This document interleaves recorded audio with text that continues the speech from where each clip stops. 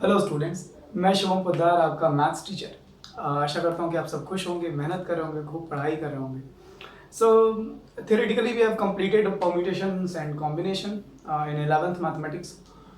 और आज हम लोग लास्ट लेक्चर कॉम्बिनेशन का था, common properties of combination NCR. I hope आपने लेक्चर एक्सेस किया प्रॉपर्ली। सो आज हम लोग पढ़ेंगे some questions based on some daily life problems, some applications, words problem on combination। किस तरह के क्वेश्चंस पूछे जाते हैं एकेडमिक में, हम उन पर बात करेंगे। Just have a look on this. From a class of 25 students 10 are to be chosen for an exclusive party. ठीक है, 25 लोगों में से 10 लोगों को चुनना है आपको। There are 3 students who decide that either all of them will join or none of them will join। मतलब 3 बच्चे उसमें ऐसे हैं 25 में से जिन्होंने ये तय किया है कि भाई हम जाएंगे तो तीनों साथ जाएंगे, नहीं तो कोई नहीं जाएगा। In how many ways can the student be chosen. ऐसे कितने तरीके हो सकते हैं कि ये हमें 10 स्टूडेंट भी मिल जाएं और इन तीनों की कंडीशन भी फुलफिल्ड रहे। ऐसे इस शर्त के साथ कि ये 3 बच्चे या तो ज्वाइन हो या तो तीनों में से कोई ज्वाइन ना हो। इन 25 स्टूडेंट्स में से 10 स्टूडेंट्स को चुनने के टोटल कितने तरीके होंगे। सिचुएशन बड़ी अगर आप मैन्युअली बनाना चाहें तो बहुत प्रॉब्लम क्रिएट होगी। 25 अगर आप मैन्युअली बनाना चाहें तो बहुत प्रॉब्लम होगी। 25 स्टूडेंट्स में से 10 स्टूडेंट को ऐसे इस कंडीशन के साथ सेलेक्ट करना, वो 3 स्टूडेंट्स कौन से। बट अगर आप देखें कॉम्बिनेशन का यूज, ध्यान दीजिए कि यहाँ सिलेक्शन की बात हो रही है। अगर मुझे 25 में 10 स्टूडेंट्स चूज करने हैं तो यहाँ अरेंजमेंट मायने नहीं रखती है। मैंने राम, महेश और सोहन को बुलाया हो या महेश, सोहन और राम को बुलाया हो, बात एक ही है। अरेंजमेंट मायने नहीं रखती यहाँ पर। तो ये क्वेश्चन हुआ कॉम्बिनेशन का, यहाँ अरेंजमेंट मायने नहीं रखती है। दिस क्वेश्चन है ना, इसमें this is not permutation here. This question is totally belong to combination, selection पर डिपेंड है। शुरू करें। सबसे पहली कंडीशन, अगर आपको लॉजिक समझ में आ रहा है, अगर आपको लीड मिल रही है, अगर आपको लग रहा है कि हाँ ये टैकल हो जाएगा, अप्रोच कर लेंगे इसको, तो मेक श्योर कि आप वीडियो पॉज करें, खुद से सॉल्व करें पहले। This is very important. तो मैं सॉल्यूशन कर रहा हूँ। ओके, अगर आपने वीडियो पॉज किया, आप सॉल्व कर चुके हो, तो जरूर अपना सॉल्यूशन मेरा सॉल्यूशन मैच कीजिए। अगर आपके पास कोई यूनिक वे हो, कोई दूसरा अप्रोच हो, तो प्लीज मेरे साथ शेयर कीजिए। ओके, सो फर्स्ट केस,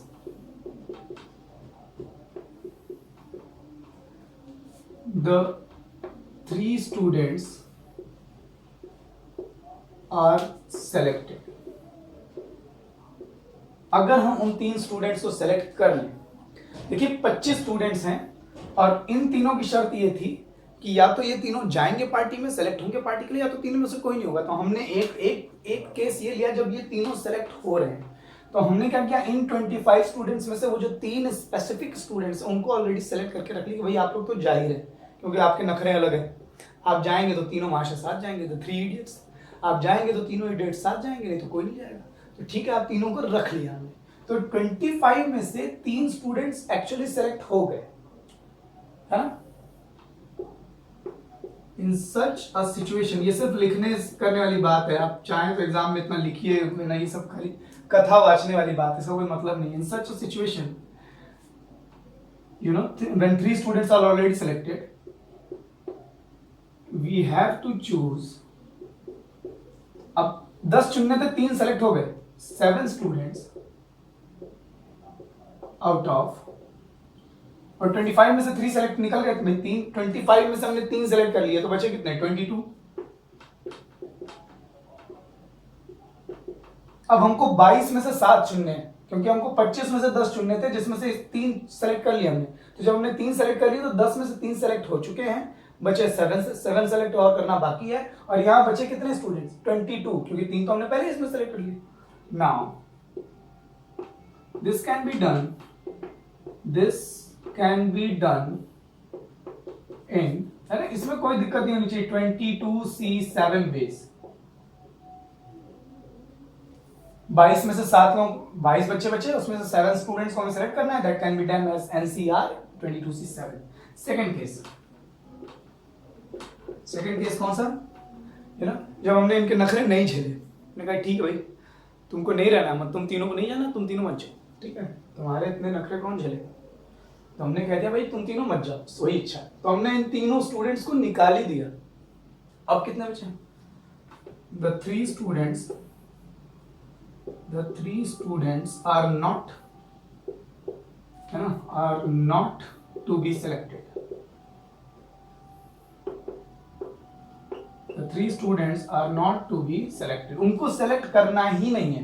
तो एक्चुअली हमारे पास 25 स्टूडेंट नहीं है, 25 स्टूडेंट्स में 3 स्टूडेंट्स को हमें सेलेक्ट करना ही नहीं है, उनकी बात ही नहीं हो रही। तो वो तीनों तो एक्चुअली ग्रुप में है ही नहीं, उन तीनों को साइड में रख के बात करेंगे। जब उन तीनों को हमें चुनना ही नहीं है तो हम 25 नहीं है एक्चुअली आपके पास ग्रुप, अब आपके पास ग्रुप 22 स्टूडेंट का है, क्योंकि उन 3 स्टूडेंट्स को आपको सेलेक्ट ही नहीं करना है। इन सच अ situation, you know, we have to choose। अब बस लॉजिक सिचुएशन समझेंगे तो आपको सब समझ में आ जाएगा। अगर हमें 3 स्टूडेंट्स को चुनना ही नहीं है तो हमारे पास सिचुएशन क्या है, हमारे पास बच्चे 22 और ग्रुप बनाना है 10 का, मतलब 10 बच्चों को सेलेक्ट करना है। We have to choose 10 out of 22 and this can be done in 22C10 ways। अब देखिए ये जो स्टोरी कह रहा था in how many ways can the students be chosen, उन 10 स्टूडेंट्स को कितने तरीके से चूज किया जा सकता है। तो ये स्टोरी में total number of veg count करने के लिए या तो ये सिचुएशन हो रही होगी, मान लीजिए आपको 10 स्टूडेंट सेलेक्ट करने हैं, तो या तो आप ये केस, या तो आप इस सिचुएशन में होंगे या तो आप इस सिचुएशन में होंगे, यही तो बात होगी। या तो आप उन तीनों स्टूडेंट्स को सेलेक्ट कर रहे होंगे, आपने 10 स्टूडेंट सेलेक्ट किए, या तो उन 10 चूजन स्टूडेंट्स में से वो 3 स्टूडेंट्स होंगे या वो तीनों के तीनों नहीं होंगे। मतलब जब आप 10 का एक ग्रुप बना रहे हैं फॉर द पार्टी, जब आप उन 10 का ग्रुप बना रहे हैं तो उन 10 का ग्रुप बनाते टाइम, उन 10 का सिलेक्शन करते टाइम या तो आप इस सिचुएशन में होंगे या तो आप इस सिचुएशन में होंगे। मतलब टोटल नंबर ऑफ वेज ये होगा या तो ये होगा, मतलब यही दोनों सिचुएशन होगी। या तो वो जो 10 स्टूडेंट्स हम सेलेक्ट कर रहे हैं वो इतने तरीकों से सेलेक्ट कर रहे होंगे किसी पर्टिकुलर सिचुएशन में, या तो ये इनमें से कोई तरीका होगा हमारा, या तो इनमें से कोई तरीका होगा। कोई भी रैंडम शख्स 10 स्टूडेंट्स को सेलेक्ट कर रहा है तो वो उसका जो भी तरीका होगा वो या तो इसमें से एक तरीका होगा, 22C7 में से कोई एक तरीका हो सकता है, या 22C10 में से एक तरीका हो सकता है। अब आप देखिए प्रिंसिपल ऑफ एडिशन याद कीजिए। अगर किसी काम को m, है ना, आइदर इन m वेज और इन n वेज किया जा सकता है, तो total number of ways of doing that work is this plus this. देखिए, है ना, टोटल नंबर ऑफ वेज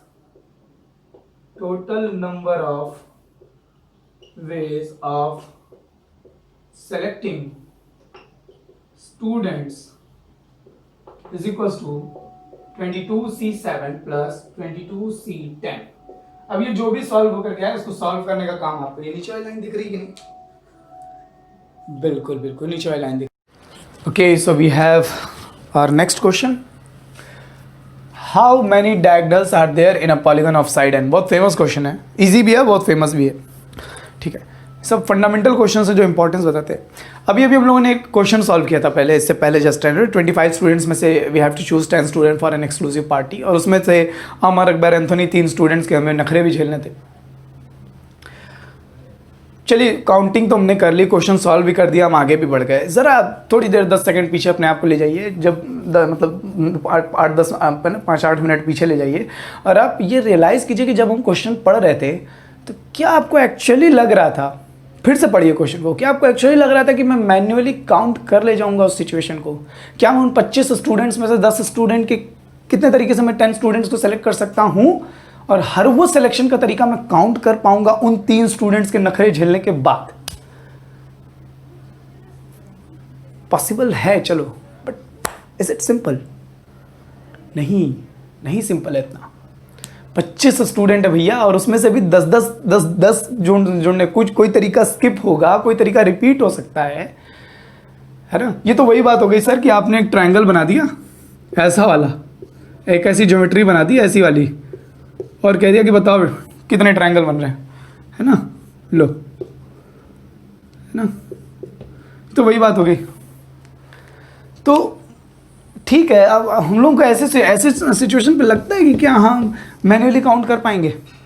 और उससे भी ज़्यादा इम्पॉर्टेंट, ठीक है, कि यही बस सब है क्या कि हाँ बैठ करके ट्रायंगल गिनते रहें बैठ करके 10 बच्चों का ग्रुप बनाते रहें।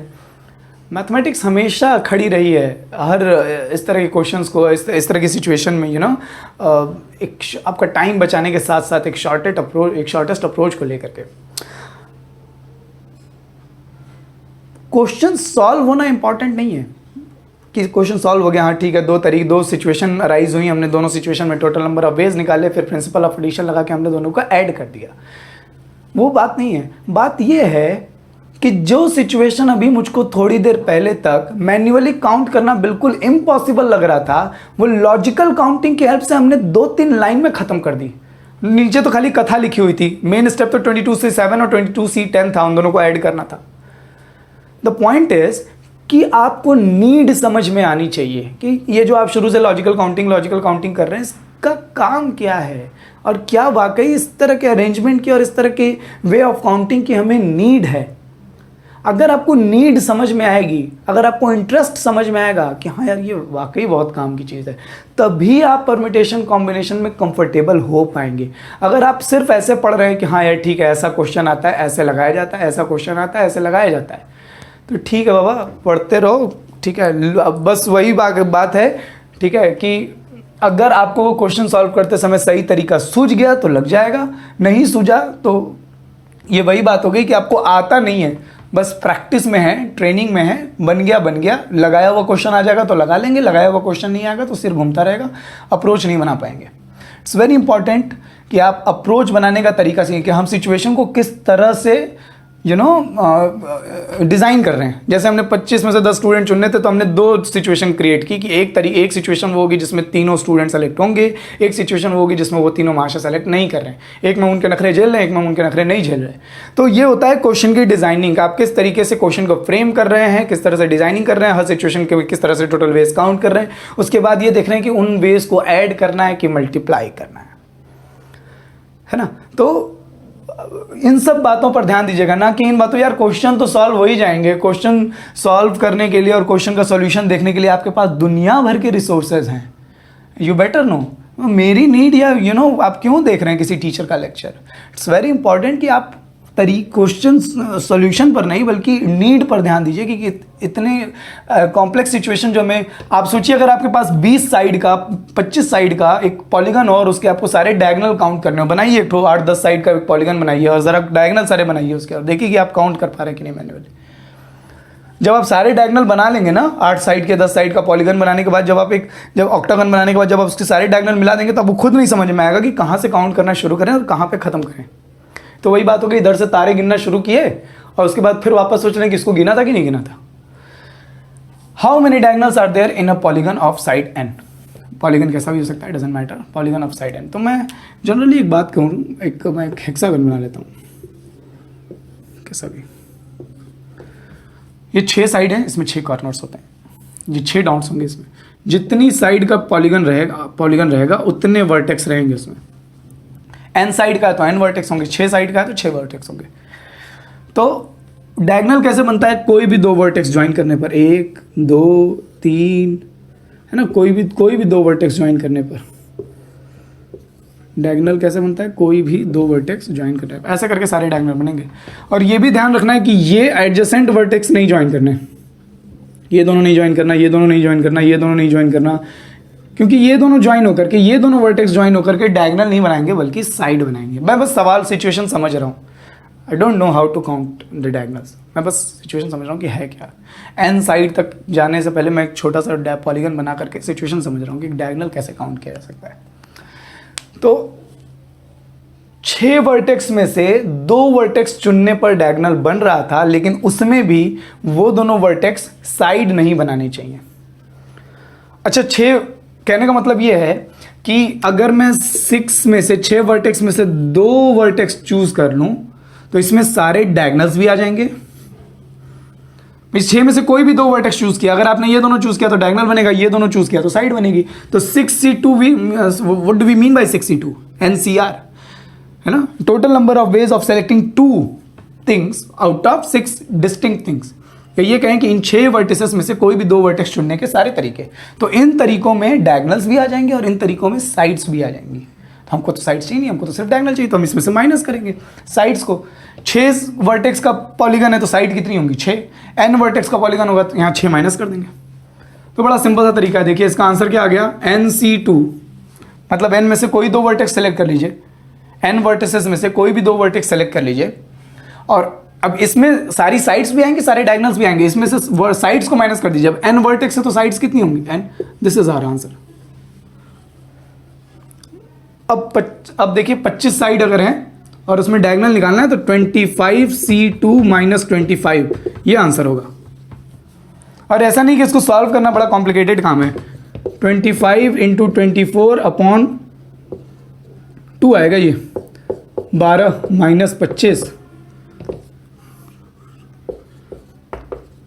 ये लीजिए 275 डायगोनल बनेंगे। अगर 25 साइड का कोई पॉलीगन है तो उसमें 275 डायगोनल होंगे।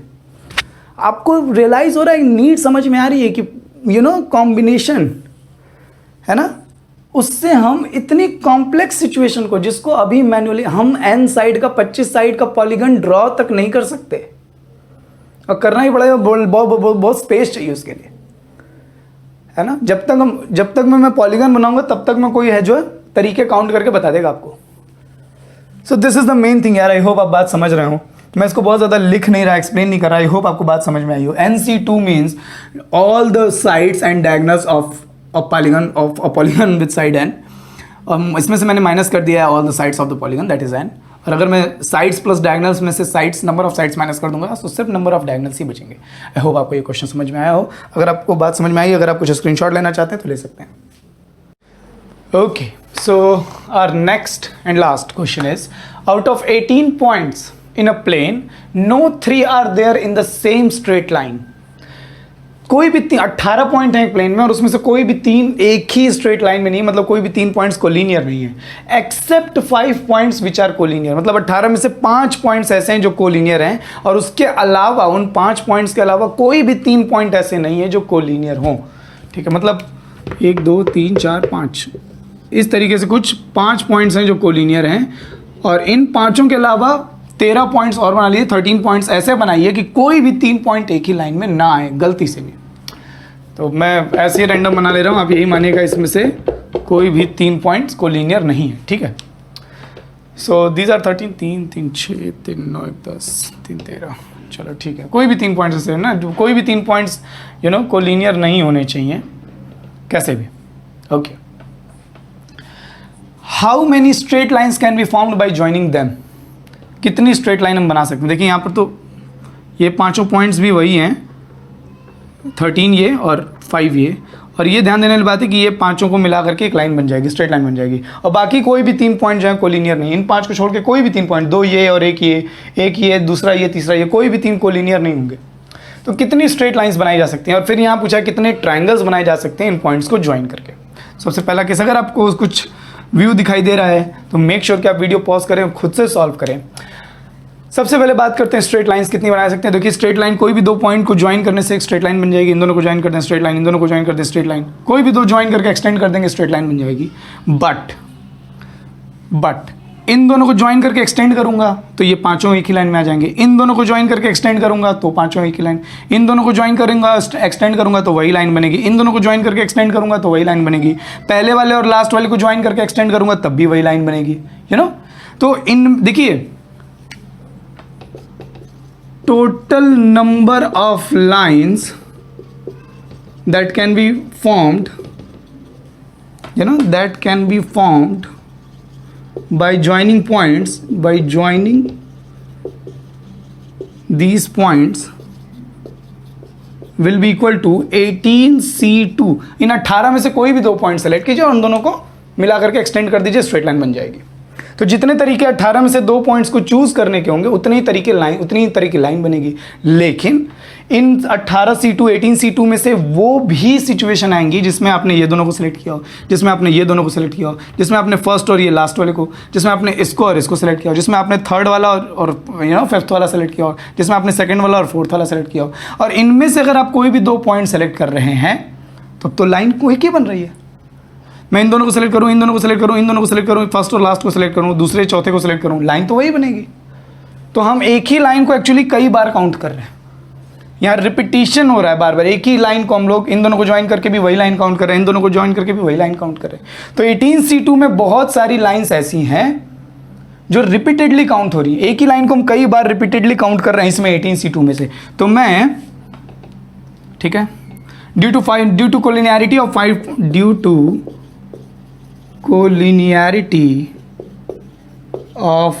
5 points, due to collinearity of 5 points, the total number of straight lines is equals to 18C2 में से मुझको 5C2 माइनस करना पड़ेगा। इसमें से कोई भी 2 पॉइंट सेलेक्ट कर रहे हैं तो एक ही लाइन बन रही है। इन दोनों 5C2 मतलब इन 5 में से कोई भी 2 पॉइंट सेलेक्ट करने का हर पॉसिबल तरीका। तो 5 में से इन 5 में से कोई भी 2 पॉइंट सेलेक्ट करके जो हम लाइन बना रहे हैं वो सब सेम है, वो सब कॉमन है। तो उनको आप इसमें से माइनस कर लीजिए, क्योंकि वो एक ही लाइन को आप बार बार रिपीटेडली काउंट कर रहे हैं। लेकिन जैसे ही आपने 5C2 माइनस कर दिया तो इन पांचों पॉइंट से बनने वाली हर पॉसिबल लाइन को आपने माइनस कर दिया।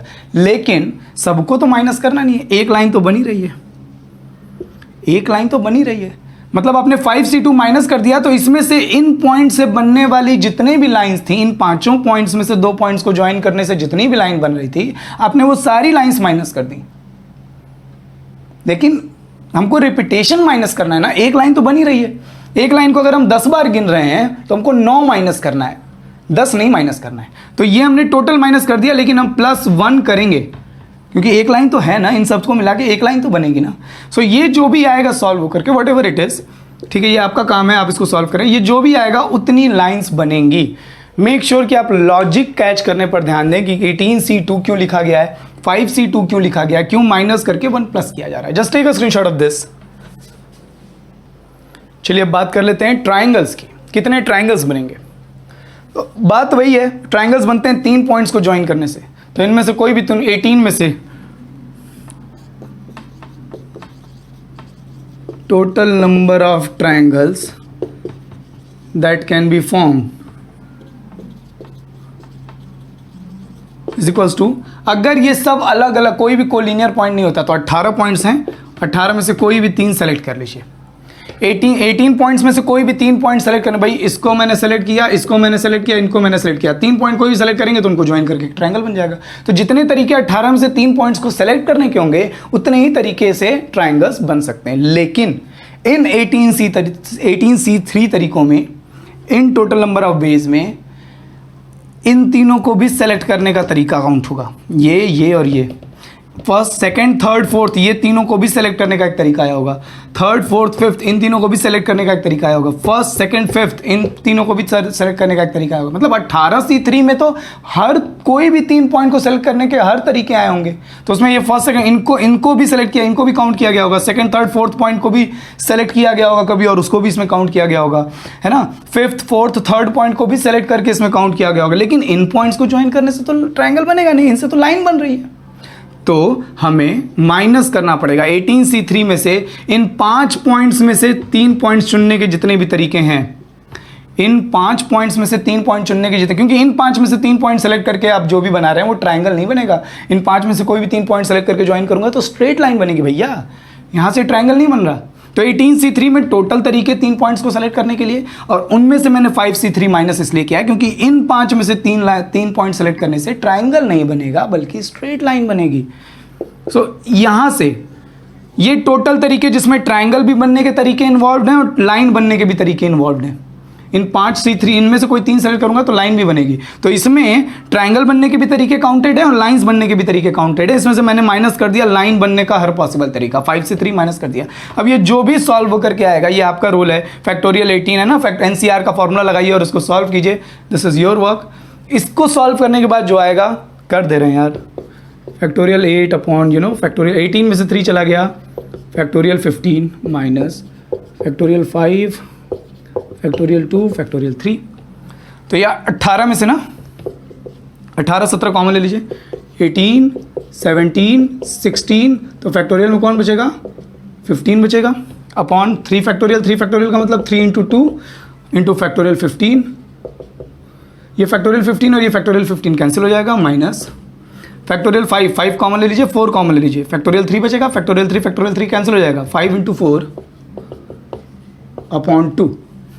बड़ा आसान सा काम है, 3 2 जा 6, 3 जा 18, ये 17, 3 और 16 का मैंने मल्टीप्लाई कर लीजिए, 17 3 जा 51 इंटू 16 माइनस 5 4 जा 20 अपॉन 2, 10।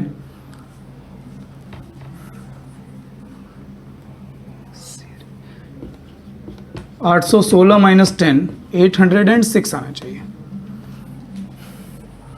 एक बार देख लूँ, हाँ 806 यही आंसर है।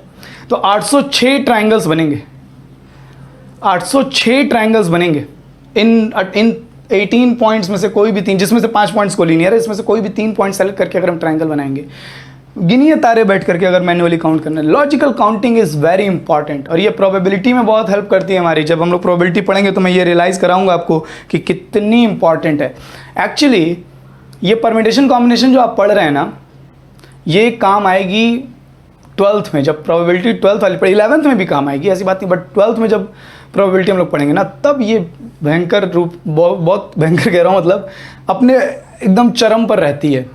अब मतलब परमिटेशन कॉम्बिनेशन वहाँ आपको खेलना होता है, वहाँ अगर आप तरीके नहीं काउंट कर पाए ना तो दिक्कत होती है। बट मेक श्योर कि परमिटेशन कॉम्बिनेशन का सबसे अच्छा क्वेश्चन तभी आता है जब क्वेश्चन बनाने वाले को परमिटेशन कॉम्बिनेशन ही पूछनी होती है।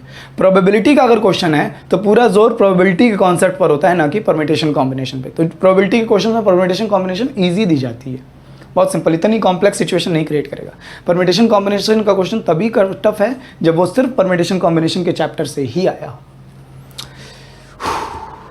Just take a screenshot of this.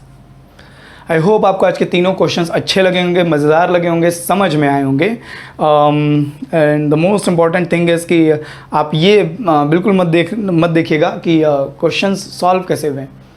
आपको ये देखना है कि लॉजिकल काउंटिंग की नीड क्यों है, ये क्यों इतना इंपॉर्टेंट है, और हम कैसे principle of addition, multiplication, permutation and combination को क्वेश्चन सॉल्व करते समय क्यों यहाँ पर हर जगह NCR लग रहा है ना। हमें पॉइंट सेलेक्ट करने हैं। अब मैं इन दोनों को सेलेक्ट करके लाइन बनाऊं या इन दोनों को सेलेक्ट करके लाइन बनाऊं, लाइन वही बनेगी। तो यहाँ अरेंजमेंट मायने नहीं रखती है, इसीलिए यहाँ NCR यूज हुआ है। मैं इसको और इसको सेलेक्ट करके ट्राइंगल बनाऊं या इसको सेलेक्ट करके ट्राइंगल बनाऊं, ट्राइंगल वही बनेगा। इसीलिए यहाँ अरेंजमेंट काउंट नहीं हो रही है, यहाँ मायने रख रहा है सिर्फ सेलेक्शन, और जहाँ सेलेक्शन सिर्फ मायने रख रहा है वहाँ NCR यानी कि कॉम्बिनेशन यूज होता है। आई होप ये सारी बातें आपको समझ में आ रही हों। मेक श्योर कि आप करस्पॉन्डिंग एक्सरसाइज NCERT की लगाते रहें। आप जितने क्वेश्चन लगाएंगे P एंड C के, उतनी अच्छी आपकी अंडरस्टैंडिंग डेवलप होती रहेगी। खूब खुश रहिए, खूब मेहनत करते रहिए। टाटा।